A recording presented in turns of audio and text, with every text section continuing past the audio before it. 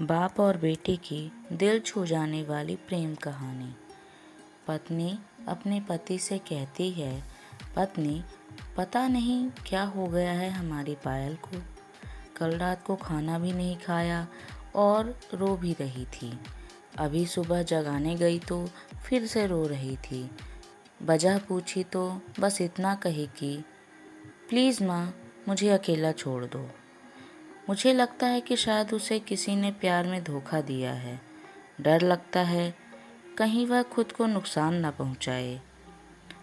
पति थोड़ी खामोशी के बाद कहता है, ठीक है, मैं देखता हूँ। इतना कहकर वह अपने बेटी के कमरे में जाते हैं। पिता, पायल, कैसी हो बेटा?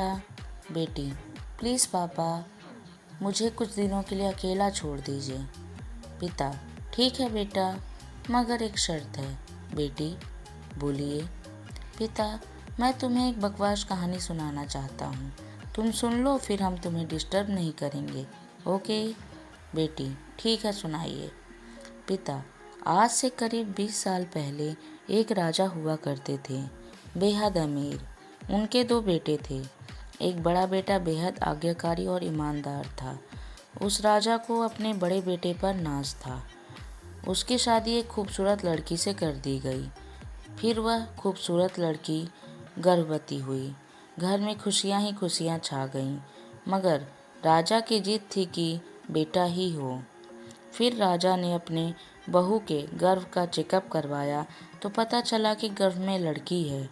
राजा ने बेटे को हुक्म दिया कि लड़की को गिरा दिया जाए।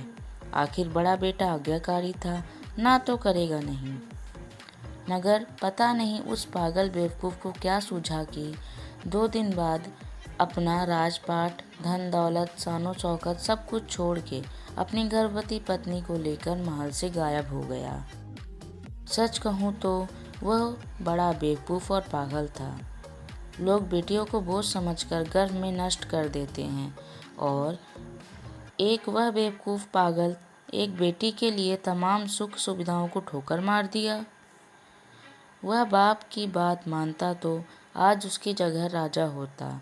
न जाने वह बेटी के लिए पागल बाप न जाने किस हालत में होगा। तभी पायल की माँ वहाँ आकर कहती है कि वह बेटी के लिए पागल शख्स और कोई नहीं, यही तेरे पिताजी हैं जो तुझे अपनी सच्ची कहानी सुना रहे हैं। तू कहती थी ना कि मम्मी, नाना नानी को तो मैंने देख लिया, काश पापा अनाथ ना होते तो दादा दादी का चेहरा भी देख लेती। तेरे पापा अनाथ नहीं हैं। तू बड़ी होकर जिद ना करे दादा दादी से मिलने की, इसलिए तुझसे सच छुपाया गया। फिर तेरे पापा ने तेरे पैदा होने के बाद एक कसम ली कि तेरे अलावा दूसरी संतान फिर कभी नहीं बनाएंगे। अखबार में इश्तेहार देकर तेरे दादा दादी ने बेटी को लेकर ही वापस आने को कहा। मैंने भी जोर दिया वापस जाने को, मगर तुझे गोदी से उठाकर तेरे पापा ने बस इतना ही कहा, जिस घर में मेरी प्रिंसेस की हत्या का फरमान निकाला गया हो, वहाँ एक राजा कैसे सांस ले सकता है। अब नज़ारा अलग था।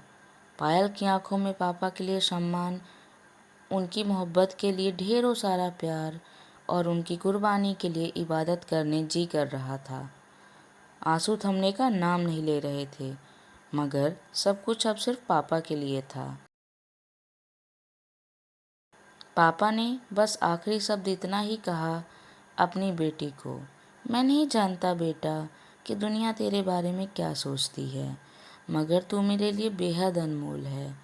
भले मैं आज कहीं का राजा नहीं रहा, मगर तू कल भी, आज भी और सदा ही मेरी प्रिंसेस ही रहेगी। बेटी ने दौड़कर अपने पापा को गले लगाकर रोते हुए कहा, आप असली राजा हो और मैं आपकी प्रिंसेस। सबकी पलकें गीली थीं, मगर वह एक नई सुबह की शुरुआत थी जहां प्रिंसेस फिर से अपनी सियासत में लौट आई थी। बेटियां माता पिता की जान होती हैं, उनकी आन बान और शान होती हैं। दोस्तों, अगर कहानी पसंद आई हो तो कहानी को लाइक करें और चैनल को सब्सक्राइब करें। Thank you.